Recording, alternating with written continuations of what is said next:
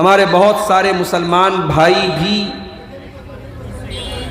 اپنے آپ کو سیکولر ثابت کرنے کے لیے، اپنے آپ کو مانوتا وادی ثابت کرنے کے لیے اور بھائی چارہ اور انسانیت کو دکھانے کے لیے اور یہ بتانے کے لیے کہ ہم کٹر نہیں ہیں، ہم سخت نہیں ہیں، سوشل میڈیا پر چاہے وہ ٹویٹر ہو، چاہے وہ فیس بک ہو، چاہے وہ واٹس ایپ کے اسٹیٹس ہوں، چاہے انسٹاگرام کی سٹوری ہو، مختلف سوشل میڈیا کے پلیٹ فارمز پر وہ کرسمس کی مبارکباد بھی دیتے ہیں۔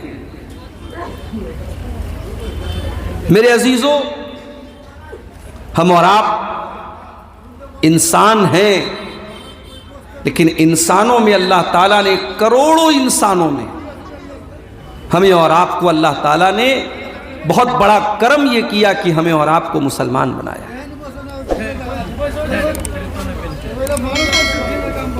ہم مسلمان ہیں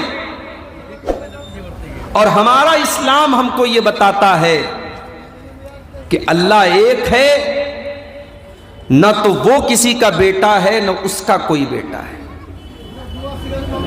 قرآن کریم کی سب سے چھوٹی سورتوں میں سے ایک سورت ہے سورہ اخلاص، جو ہمارے بچے کو یاد ہے، اور جس سورت کے بارے میں اللہ کے نبی نے فرمایا کہ یہ سورت کریمہ 1/3 قرآن کے برابر ہے، 1/3 قرآن کے برابر ہے۔ بعض علماء کہتے ہیں کہ 1/3 قرآن کا مطلب یہ ہے کہ اگر قرآن کو ہم سبجیکٹ کے اعتبار سے، ٹاپک کے اعتبار سے اگر قرآن کو بانٹیں گے تو قرآن کا 1/3 توحید ہے، اور سورہ اخلاص کے اندر صرف اور صرف توحید بیان کی گئی۔ قل هو اللہ احد اللہ الصمد لم یلد ولم یولد وَلَمْ يَكُنْ لَهُ كُفُوًا أَحَدٌ۔ چند آیتوں میں اللہ تعالیٰ نے پوری توحید کا خلاصہ بیان کر دیا۔ قُلْ هُوَ اللَّهُ أَحَدٌ، اے نبی آپ اعلان کر دیجئے، بتا دیجئے، کہہ دیجئے کہ اللہ ایک ہے، اللہ ایک ہے، اللہ اکیلا ہے، ساری کائنات کو، ساری دنیا کو اکیلا وہ چلا رہا ہے، کوئی اس کا ساجی نہیں ہے، کوئی اس کا شریک نہیں ہے، کوئی اس کا پارٹنر نہیں ہے۔ قل هو اللہ احد، اللہ ایک ہے۔ اللہ الصمد، اور وہ اللہ بے نیاز ہے، صمد ہے، سب کو اس کی ضرورت ہے، اس کو کسی کی ضرورت نہیں ہے، سب اس کے محتاج ہیں، وہ کسی کا محتاج نہیں ہے۔ دنیا میں جتنے جھوٹے معبود ہیں، جتنے معبودان باطلہ ہیں، یا جن کو انسانوں نے معبود بنایا ہے، آپ دیکھیں وہ کھانا بھی کھاتے ہیں، وہ پانی بھی پیتے ہیں، وہ پیشاب اور پاخانہ کی بھی ان کو ضرورت پیش آتی ہے، لیکن اللہ تبارک و تعالیٰ ان تمام چیزوں سے پاک ہے۔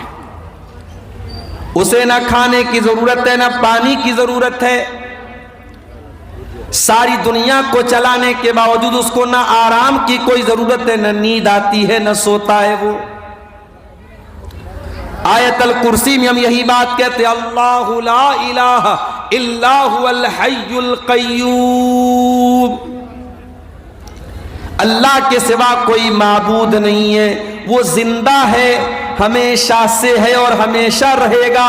القیوم، ساری کائنات کو قائم رکھنے والا، ساری کائنات کو چلانے والا ہے، سمست برہمانڈ کو چلانے والا ہے۔ لا تاخذہ سنۃ ولا نوم، نہ تو اس کو نیند آتی ہے نہ اونگ آتی ہے۔ ہمارے ڈرائیور صاحب آئے ہیں پٹنہ سے، بڑے آرام سے وہ 400 ساڑھے 400 کلومیٹر گاڑی چلا کے آتے ہیں، اور پھر ایسا بھی ہوا ہے کہ ہم پٹنہ سے ارریا آئے، کشن گنج آئے، اور رات ہی میں پھر نکلنا بھی ہے، لیکن اللہ تعالیٰ نے ڈرائیور ہے، اس کو اتنی طاقت دی ہے، اتنا اسٹیمنا دیا ہے، وہ بیچارہ گاڑی چلا کے آتا ہے، پھر واپس بھی جاتا ہے۔ حالانکہ لوگ بتاتے ہیں کہ ڈرائیور کے بغل میں جو انسان بیٹھتا ہے ڈرائیور کی سیٹ کے پاس والی سیٹ پر جو بیٹھتا ہے اس کو کبھی سونا نہیں چاہیے، مگر ہمارے اس ڈرائیور نے کہا کہ نہیں شیخ آپ سوئیے، ہمیں کوئی ٹینشن نہیں، ہم گاڑی کوئی گانا بھی نہیں سنتے ہیں، کوئی میوزک بھی نہیں، خاموشی سے اپنی گاڑی چلا رہے ہیں۔ اب میں اگر رات بھر کا جگہ ہوں اور تقریر کے بعد تو ویسے بھی باڈی تھک جاتی ہے، تو میں ان کے بغل میں کبھی بیٹھا میں سو جاتا ہوں، مجھے نیند آنے لگتی ہے، یا نیند نہیں آتی تو کم سے کم اونگ آنے لگتی ہے، انسان کو اونگ آنے لگتی ہے، یعنی وہ نیند کا ایک خمار چڑھنے لگتا ہے۔ انسان کی پہچان یہی ہے میرے پیارے ساتھیوں، انسان جب تھک جاتا ہے تو سونے لگتا ہے، اسے آرام کی ضرورت ہے، اسے نیند کی ضرورت ہے، یا اگر نیند نہیں بھی لے رہا ہے بہت مضبوط ہے، لیکن اگر کئی راتوں کا جگہ ہوگا تو آٹومیٹک اس کی آنکھوں میں نیند آنے لگے گی، اونگ آنے لگے گی، بدن بھاری ہونے لگے گا۔ اللہ تبارک و تعالیٰ کو نہ نیند آتی ہے نہ اونگ آتی ہے، نہ وہ سوتا ہے نہ اسے اونگ آتی ہے، نہ نیند کا خمار آتا ہے۔ اللہ تعالیٰ نیند اور آرام سے بھی پاک ہے میرے پیارے ساتھی۔ قل هو اللہ احد، اللہ ایک ہے، اللہ الصمد، اللہ بے نیاز ہے، اس کو کسی کی حاجت نہیں، کسی کی ضرورت نہیں ہے۔ کوئی تہجد پڑھنے والا یہ نہ سمجھے اللہ میرے تہجد کا محتاج ہے، کوئی اللہ کی راہ میں چندہ دینے والا، زکوٰۃ دینے والا، دان دینے والا، خیرات دینے والا یہ نہ سمجھے اللہ کو میرے مال کی ضرورت ہے۔ نہیں، اللہ کو تیرے مال کی ضرورت نہیں ہے۔ ارے تو کیا، تیری اوقات کیا؟ تجھے تو مال دینے والا بھی اللہ ہے، تجھے اس لائق بنانے والا بھی اللہ ہے کہ تو دان دے رہا ہے۔ اللہ چاہتا تو تجھے دان لینے والا بنا دیتا، یہ تو اللہ کا شکریہ ادا کر کے اس میں تجھ کو دینے کے لائق بنایا ہے۔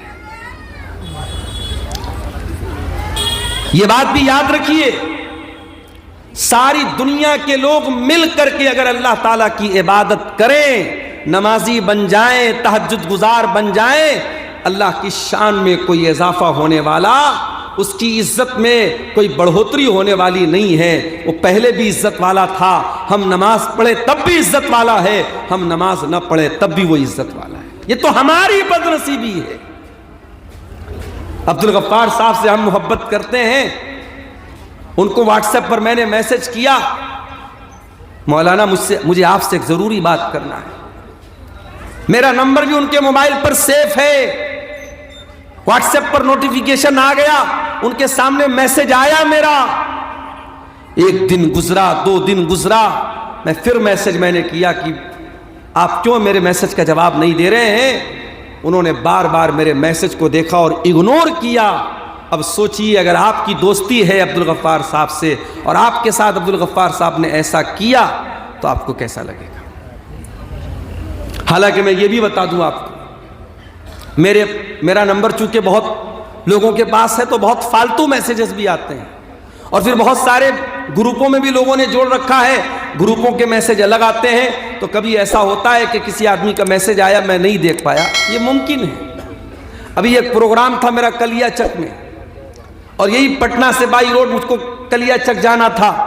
کتنا لمبا، آپ کا ارریہ تو پٹنہ سے 400 کلومیٹر ہے، لیکن کلیا چک کٹیہار ہوتے ہوئے جانا تھا، وہ اور زیادہ تھا، 500 کے اوپر 550 کلومیٹر تھا۔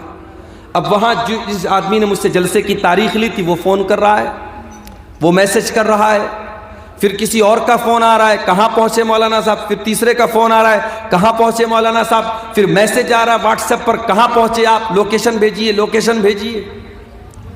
کبھی کبھی تو دماغ خراب ہو جاتا ہے میرے بھائی، کتنے لوگوں کو جواب دیا جائے، کتنے لوگوں کو بتایا جائے کہ میں کہاں پہنچا۔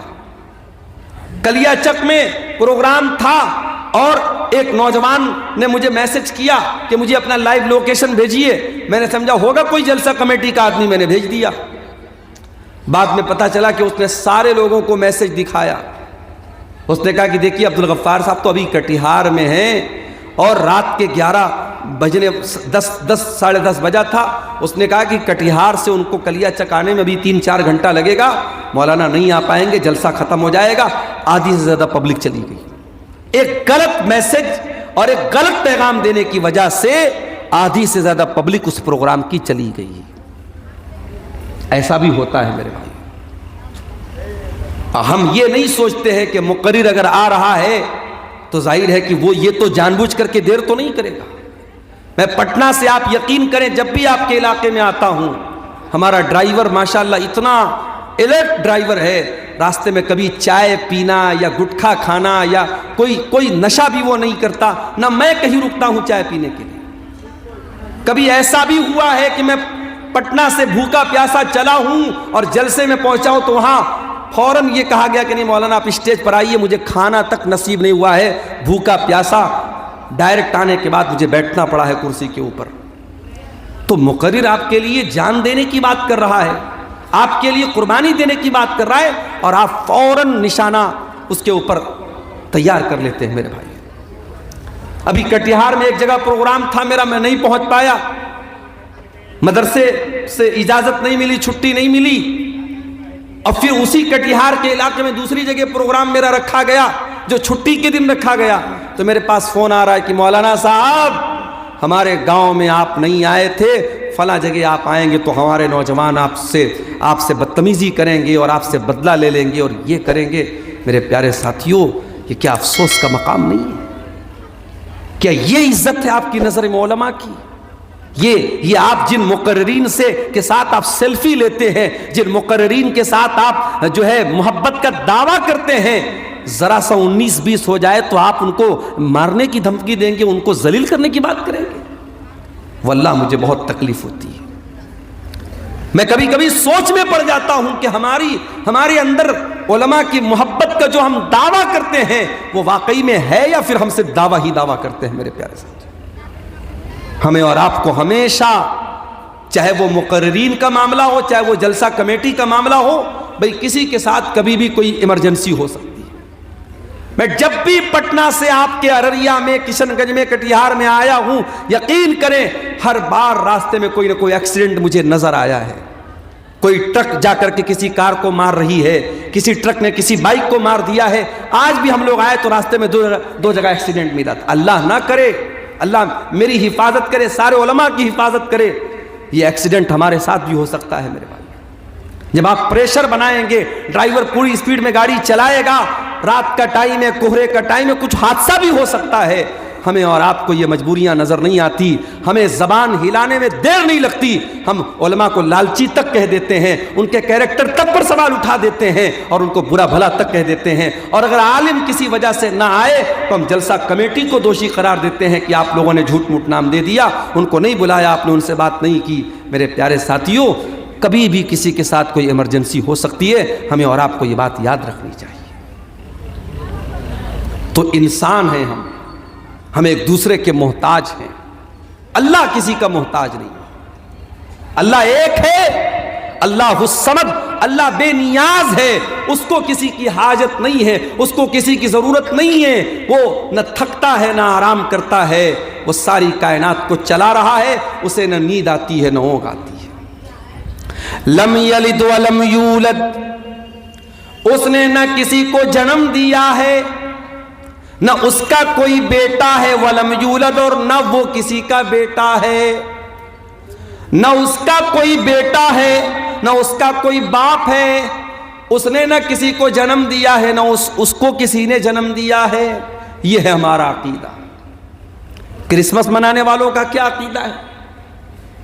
ایک ایکٹر ہے, کامیڈین ہے, ہنسی مذاق کرنے والا, جو ٹی وی پر آتا ہے, فلموں میں آتا ہے, اس کا نام ہے سنیل گروور. ابھی اس کا ایک ویڈیو میں نے دیکھا, وہ کرسچین ہے. اس نے کہا صاحب جیسس, لوگ پوچھتے ہیں جیسس کون ہے, عیسیٰ کون ہے؟ کہتا ہے آؤ میں بتاتا ہوں, جیسس گاڈ ہے, گاڈ کے بیٹے ہیں, گاڈ ہے. یہ سنیل گروور کا عقیدہ نہیں ہے, یہ سارے عیسائیوں کا عقیدہ ہے. وہ عیسیٰ علیہ السلام کو اللہ کے برابر مانتے ہیں, اللہ کا بیٹا مانتے ہیں, اور وہ یہ عقیدہ رکھتے ہیں کہ 25 دسمبر کو عیسیٰ علیہ السلام پیدا ہوئے ہیں, اللہ کا بیٹا پیدا ہوا ہے. نعوذ باللہ, یہ ان کا عقیدہ ہے. اور ہم بڑے مانوتا وادی اور بڑے سیکولر, ہم جا کر کے کہتے بھائی تو اللہ کے بیٹے کی پیدائش کی خوشی منا رہا ہے, میری کرسمس, میری کرسمس, مبارک ہو تیرا یہ تہوار, ہم اسے مبارکباد دے رہے ہیں. یاد رکھو میرے پیارے ساتھیوں، کرسمس کی مبارکباد دینا گویا اللہ تعالیٰ کو گالی دینا ہے، گویا یہ اقرار کرنا ہے کہ ہاں تو اللہ کے بیٹے کی پیدائش کی خوشی منا رہا ہے، میں تجھ کو مبارکباد دے رہا ہوں۔ اور یہ اتنا بڑا گناہ ہے، اتنا بڑا گناہ ہے کہ قرآن کے اندر اللہ تعالیٰ سورہ مریم کے اندر کہتا ہے وَقَالُوا اتَّخَذَ الرَّحْمَنُ وَلَدًا لَقَدْ جِئْتُمْ شَيْئًا إِدًّا تَكَادُ السَّمَاوَاتُ يَتَفَطَّرْنَ مِنْهُ وَتَنشَقُّ الْأَرْضُ وَتَخِرُّ الْجِبَالُ هَدًّا أَن دَعَوْا لِلرَّحْمَنِ وَلَدًا۔ یہ لوگ کہتے ہیں کہ رحمان نے بیٹا بنا دیا، یہ کہتے ہیں اللہ کا بیٹا ہے۔ تم نے بہت گندی بات اپنی منہ سے نکالی ہے، یہ اتنی خطرناک بات ہے کہ آسمان پھٹ پڑے، زمین پھٹ جائے اور پہاڑ گر جائیں، اتنی خطرناک بات نہیں ہے جتنی خطرناک بات یہ ہے کہ تم یہ بات کہتے ہو کہ رحمان نے بیٹا بنا لیا، اللہ نے بیٹا بنا لیا۔ تو 25 دسمبر کی تاریخ آ رہی ہے، ہمیں اور آپ کو میرے پیارے ساتھیوں، میں ابھی واٹس ایپ پر ایک ایسے گروپ میں جس میں مولوی لوگ ہیں، عالم لوگ ہیں، دیندار لوگ ہیں، اس گروپ میں نے ایک میسج دیکھا، ایک صاحب کہہ رہے تھے ماشاءاللہ میری بیٹی نے اسکول میں بڑی اچھی پینٹنگ بنائی ہے، اور ان صاحب کی بیٹی نے جو پینٹنگ بنائی تھی، پینٹنگ میں سینٹا کلوز کی فوٹو بنی تھی، جو کرسمس کے موقع پر آ کے بچوں کو مٹھائی بانٹتے ہیں، ٹافی بانٹتے ہیں، ان کی فوٹو بنی تھی، اور نیچے لکھا ہوا تھا میری کرسمس۔ یہ مسلمان کی لڑکی جو اسکول میں پڑھ رہی ہے، اس نے یہ پینٹنگ بنائی ہے، اور اس کا نمازی باپ اور اس کا دیندار باپ اس پینٹنگ کو واٹس ایپ پر ڈال رہا ہے اور دنیا کو بتا رہا ہے کہ میری بیٹی نے بہت اچھی پینٹنگ بنائی ہے۔ میرے پیارے ساتھیوں، کہیں ایسا نہ ہو کہ آپ کے بچے اسکول میں پڑھتے ہوئے اسی کرسمس کے تہوار کو قبول کر لیں، اس عقیدے کو قبول کر لیں، اور کل جب جوان ہو جائیں تو اسی عقیدے پر جوان ہو جائے کہ ہاں عیسیٰ علیہ السلام اللہ کے بیٹے ہیں۔ اپنے بچوں کو میرے پیارے ساتھیوں، اسی لیے میں کہتا ہوں، اگر 4 پیسے اللہ نے آپ کو دیے ہیں اور آپ اپنے بچوں کو کانوینٹ اسکولوں میں پڑھاتے ہیں، انگلش میڈیم اسکولوں میں پڑھاتے، ٹھیک ہے، میں منع نہیں کرتا، ضروری نہیں ہے کہ ہر آدمی اپنے بچے کو عالم بنائے، ضروری نہیں ہے کہ ہر بچہ مدرسے میں پڑھے، اسکول میں بھی آپ پڑھا سکتے ہیں، مگر ہاں اگر آپ کے بچے کو اسکول میں دین کی تعلیم نہیں مل رہی ہے تو مسجدوں کے اندر یا اسکول کے ٹائم کے علاوہ ٹائم کے اندر کوئی ایسا سسٹم ہونا چاہیے کہ آپ کا بچہ دین کی بیسک تعلیم حاصل کرے، اسلام کی بنیادی تعلیم حاصل کرے، تاکہ آپ کا بیٹا کل جب جوان ہو جائے تو اپنے دین کی بنیادوں کو وہ نہ بھولے، اپنے دین کی بنیاد پر قائم رہے۔ میرے پیارے ساتھی،